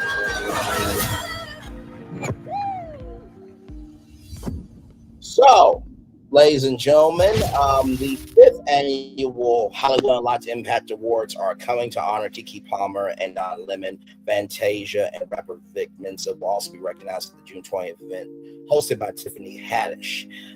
This comes to us from the Hollywood Reporter here. Keke Palmer, Don Lemon, Fantasia, and Vic Mensa will be honored at the upcoming Hollywood Unlocked Impact Award. Jason Lee's entertainment media brand announced on Tuesday. The event, now in its 5th year, celebrates those who have made a lasting impact on the cultural contributions across the music, film, media, political, social, and creative industries. Tiffany Haddish will return for the 4th year to host the award show set for June 20th at the Beverly Hilton. Babyface will serve as the music director for the ceremony, which will also feature performances by Fantasia and Yolanda Adams. Palmer will receive the Spirit Award, which, according to the organization, is given to someone who embodies the feeling of pride and inspiration through their community, through their contributions to the entertainment and social communities. They have made an impact on the world by using their platform to uplift the masses and demonstrate that there is always a light at the end of the tunnel. Lemon will be honored with the Social Impact Award for an individual who has used their platform to fight for change by giving a voice to the community, as well as inspire and encourage others to stand for the change they want to see. Fantasia, who most recently starred in the 2023 The Color Purple, will be presented with the Inspiration Award as someone who has defied the odds to come out on top. And Menza, a rapper, Vic Menza, the rapper, will get the Community Award for a person whose lifetime achievements have forever changed the world for the better. Previous Impact Award honorees include Jonathan Majors, Cardi B, Babyface, Chloe Bailey, Karen Bass, Catherine Bruton, Whoopi Goldberg, Fat Joe, Kells, Lizzo, Christian Louboutin, Floyd Mayweather, Law Roach, and Tupac. Not Tupac the rapper, but Tupac, another person. The show will air on the Zeus network after the event. So y'all thought that y'all airing the Hollywood Unlocked Impact Awards thought that y'all could do this? The thing I'm about to show y'all.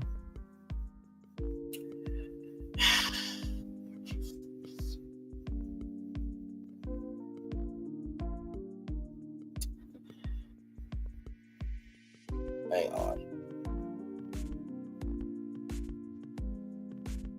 Give me a moment, y'all.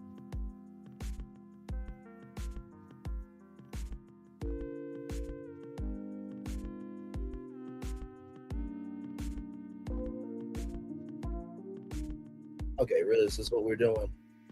Okay, y'all give me a moment. Technology can be fun, ain't it? Hang on. Because when y'all see this, I was just like, no. We're not doing this. We're not doing it here. We're not doing it there. We're not doing it anywhere. Okay? Because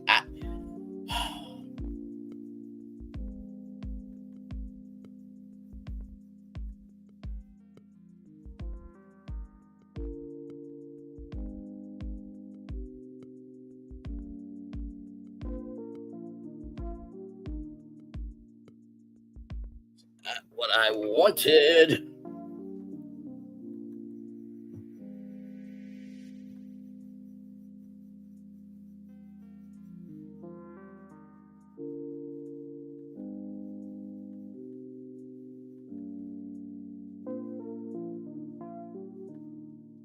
Y'all give me a moment. I'm gonna be right back. Give me a moment.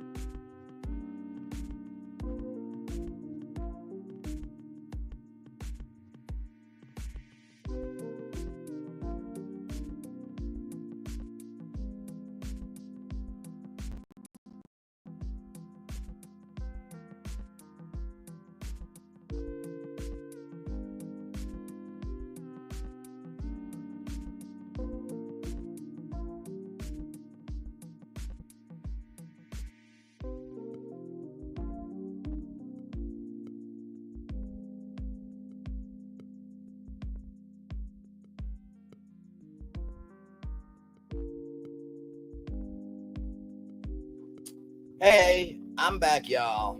Child, YouTube was YouTubing. But I can promise you this, StreamYard sometimes acts a little like this. Time is slipping away from me.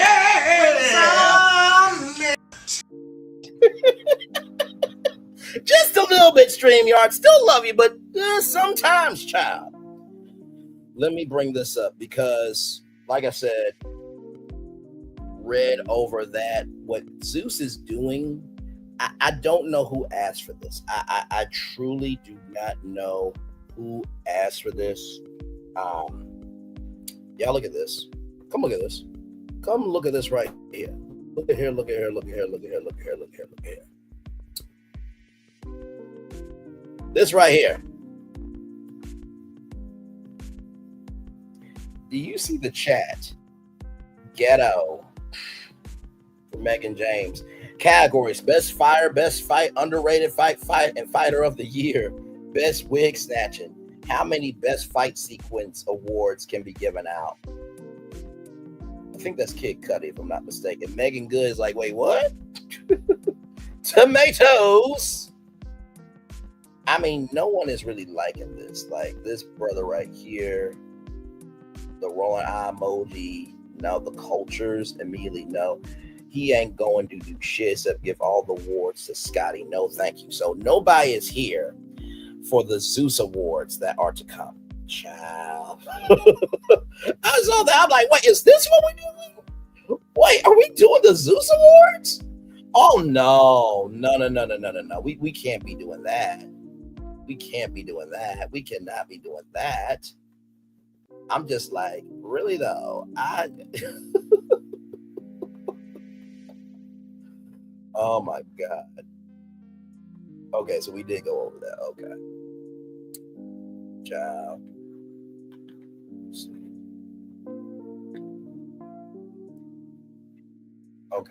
Okay, so y'all did hear that. Okay, good. Okay. So let's roll on because there is more.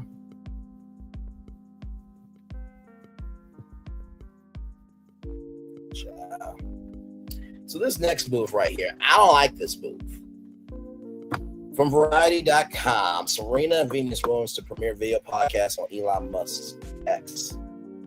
Tennis powerhouse siblings Venus and Serena Williams are launching a new video podcast, and they are turning to X, a social platform controlled by Williams sisters.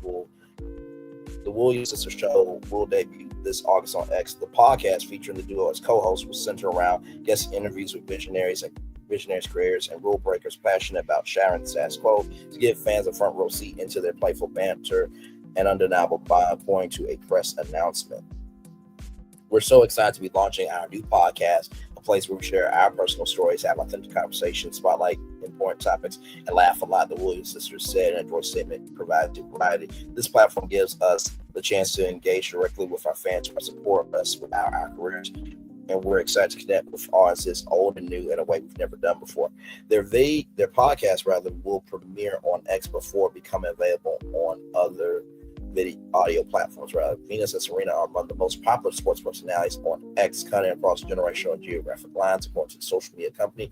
Serena has currently 10.2 million followers, and Venus counts 1.6 million. Serena Williams has won 23 Grand Slam tennis championship titles, which is the most in the Open era. Venus Williams has taken home 7 trophies at pro tennis majors, 5 at Wimbledon and 2 at the U.S. Open. Together, they have 14 Grand Slam titles as doubles partners and 3 Olympic gold medals in women's doubles. The Sisters video podcast we produce in collaboration with Serena Williams' 926 Productions. Both of the Williams sisters are rep by WME William Morris Endeavor.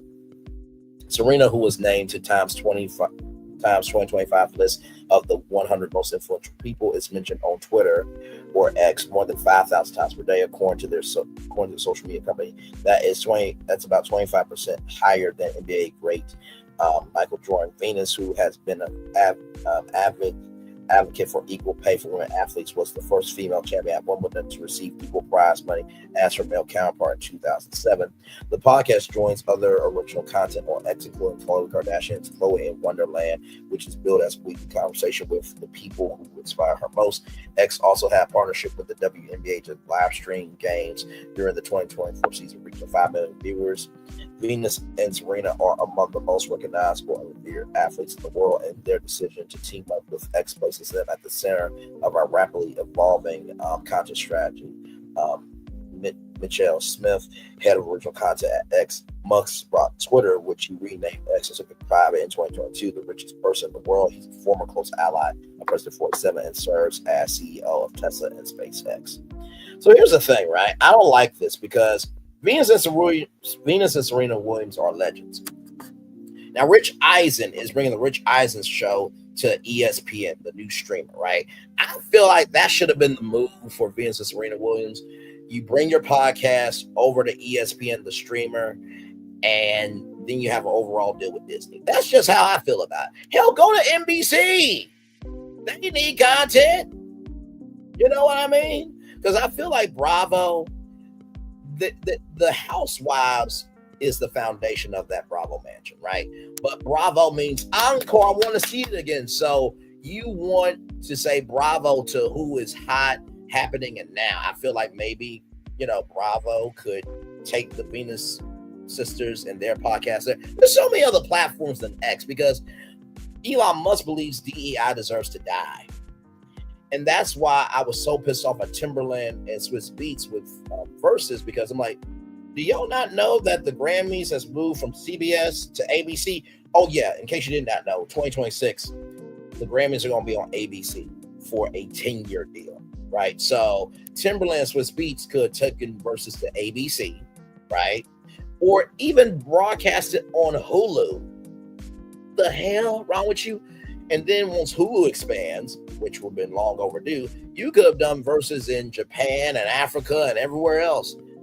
But once again, I and this is no disrespect to Timberland, Swiss Beats, or the Venus sisters. I love them, but time is slipping away from me.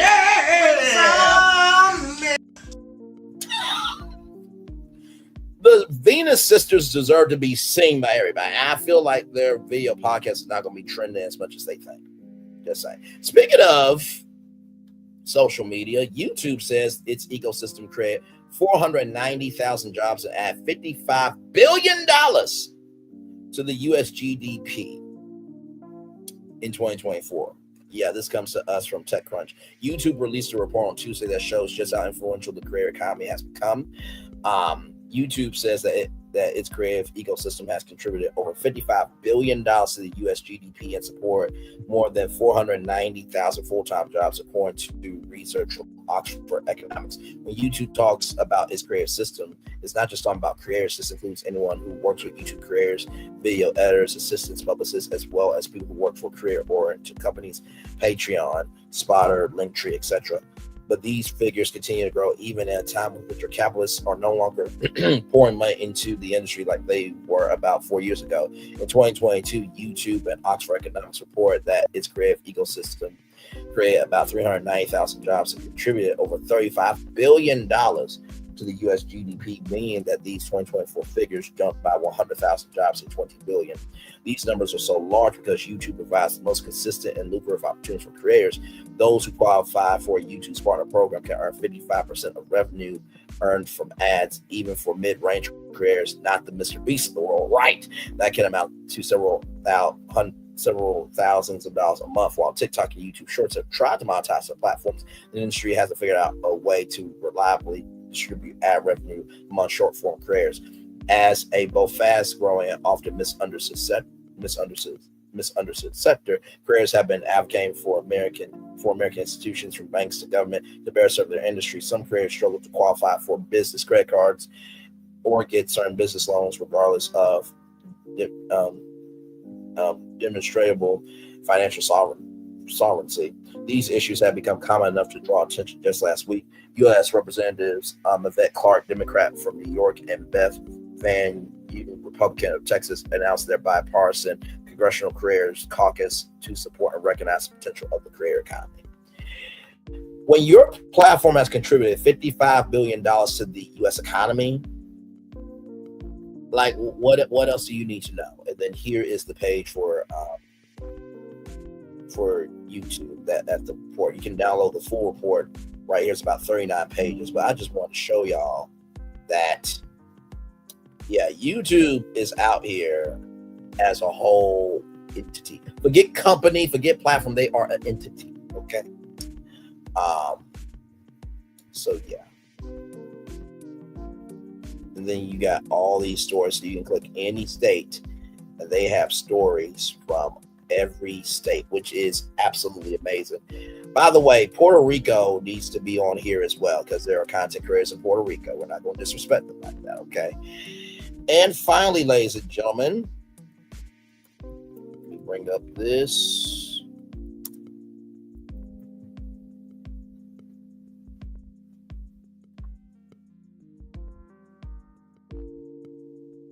Positive news story here from The Verge.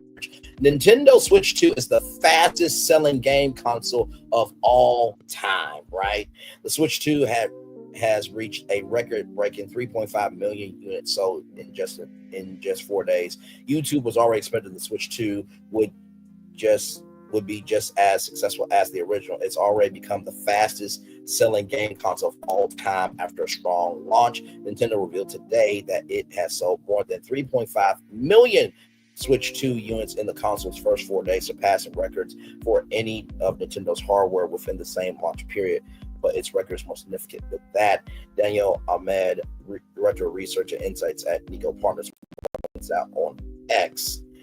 By the way, more people say Twitter than X, okay? So everybody still say tweets. So on that, the Switch 2 is the fastest selling home video game console of all time. It took Sony 16 days to sell 2.1 million PS4 consoles and 6 weeks to reach 4.2 million units. The Switch 2 has comfortably been the PS5 launch, which debuted during the pandemic and associated chip supply constraints. It took 7 weeks for Sony to sell 4.4 PS5 units. It is clear that Nintendo was able to meet pent-up demand for a Switch successor, by having ample inventory on hand. Key markets. Switch 2 pre-orders sold out across major retailers in the United States ahead of the launch, but there was still some limited stock on launch day for those willing to line up at midnight, which happened at the Nintendo store in New York. In case you guys do not know, if you are ever watching the Today Show, right next door is the Nintendo store in New York. Okay, so and then there's a Nintendo store in San Francisco. Now I don't know if there was a brand activation at Super Nintendo World at Epic Universe in Orlando, but there should have been, and also too for Universal Studios Hollywood for Super Nintendo World there, but there should have been. The threat of price increases from tariffs likely helped boost initial demand too. While the Switch 2 isn't the biggest United Kingdom console launch of all time, it seemed relatively easy for Brits to buy on launch day. It's still the fourth best-selling console. It's still the fourth best-selling console in the United Kingdom, according to data from Nielsen IQ. Black analysts had widely predicted strong Switch 2 sales despite a lack of launch titles for Nintendo's latest console. Nintendo's record-breaking Nintendo Switch 2 sales are thanks to a lot of pent-up demand weighing on this new hardware. Nintendo using that time to build up enough units to meet demand. The real question now is whether Nintendo can keep up this sales pace if tariffs and handheld alternatives can slow down sales. Nintendo is aiming to hit its goal of 15 million Switch 2 console sales by the end of March 2026. It's already off to the start for 3.5 million in 4 days. The original Switch launched in March 2017 and sold 17.79 million units in its first 13 months of sale, more than Nintendo's own estimates at the time. The Switch has now sold more than 150 million units over its lifetime, pushing it close to overtaking the DS as Nintendo's best-selling console there. So congratulations to Nintendo! I'm gonna turn on my camera now because we done a whole show for over an hour. Yes, we have. Woo, child, let me tell you, I do not carry this in. Time is slipping away from me. When it comes to giving you original digital content, but I will say, time is slipping away from me. When we're having so much fun, and sometimes time does slip away when, child, you're just trying to handle adulthood. So like I said, with Disney keeping the cable networks, I'm not surprised by that. I think that's a good move. If they make all the networks, make studios, that'll feed Hulu, and then Disney Plus and ESPN. I think that's a good idea. Michael Strahan Staying on GMA, it would not be the same without him. I think the only two people that could probably do it is Marcus Spears, Mr. Swagoo himself, and Ryan Clark if Michael wants to leave GMA. But please don't, because I love you there, and we haven't met yet. So please, I want to make my debut with Michael Strahan, Rob Roberts, Will Stephanopoulos on GMA, which you catch weekdays, 7 9 a.m. only on ABC. And they should still be in Times Square, Disney. That was a dumbass decision moving from Times Square. And not to mention, too, I almost got to say this, they honored Robin Roberts with a plaque outside the Times Square studio. So now it's like, really? What was that? Netflix teaming up with the Daily Beast. The me audacity, hypocrisy, and me imagination to say that you are not going to get into news, but yet you get into it with the Daily Beast. R. Kelly wanting to get a prison release. You'll probably get transferred to another jail. Zeus and the Zeus Awards. We're not here for it. Okay? Serena and Venus Williams, just go over ESPN to get an overall deal with Disney and move on, because X is not where it's at. And YouTube, adding $55 billion to the economy is huge. And then Nintendo Switch 2 being the best-selling console of all time. Well done to you. Y'all, that is it. I'm going to end the show so we clip it, and then I'll see you guys tonight at 6 o'clock. Like I said, the trial coverage is about to start in 5 minutes for Diddy. So one love, much love, all love. I feel love. It's sending it right back to you. Bye, everybody.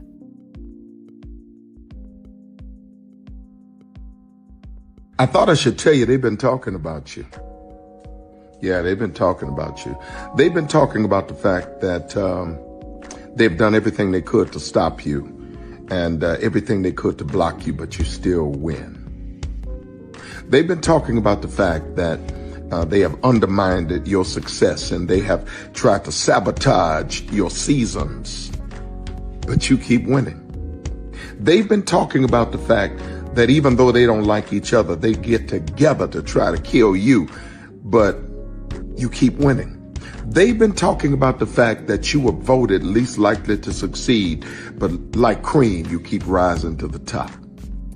They've been talking about how they tried to burn your world down, but like the phoenix, you rose from the ashes. They've been talking about you. And you know what they say? Oh, she's just lucky. He's just lucky. But no, you ain't lucky. You're anointed. You got something on you. You got favor on you. You got power on you. You were born to win. Now, they can call it luck, but it's grace. They can call it luck, but it's favor. But whatever they call it, it doesn't matter, because you know what God calls you? Do you know what God calls you? A winner.